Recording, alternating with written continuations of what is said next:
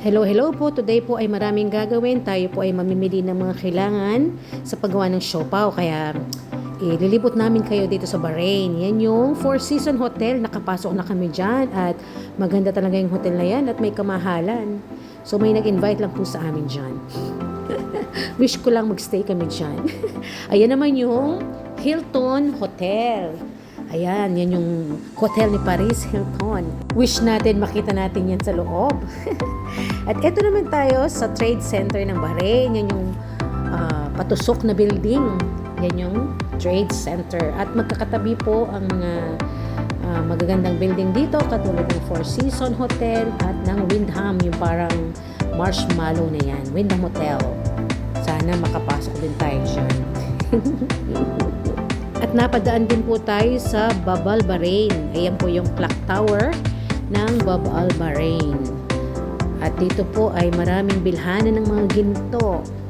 Ayan po yung Joy Aluka. Sikat po yan sa mga Indians. At mayroon pa silang binibilhanan ng gold sa dami. Ayan po yung Malabar. Ayan, sikat po sa bansa nila yan. At dito naman po yung Gold Souk, yung building na yan. Maraming ginto dyan.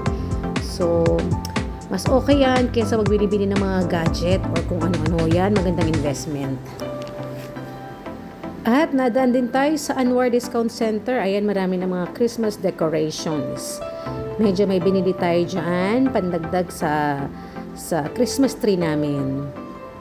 Yan. Kung gusto nyo gumili ng mga Christmas tree, pang decoration, dyan sa Anwar Discount Center. So, yan.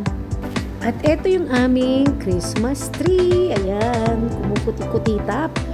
Ayan. So, iba talaga yung pakiramdam pag nakakita tayo ng ganito. Lalo na pag papasko na. Diba? Iba yung nararamdaman natin. Nakakapagbigay siya ng saya.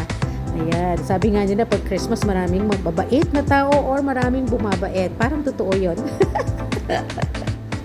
At nandito po tayo dito sa Tubli. Ayan, maraming mga villas for rent dito. Katulad po niyan. Ang ganda niyan sa loob. So, abangan nyo po sa susunod na video.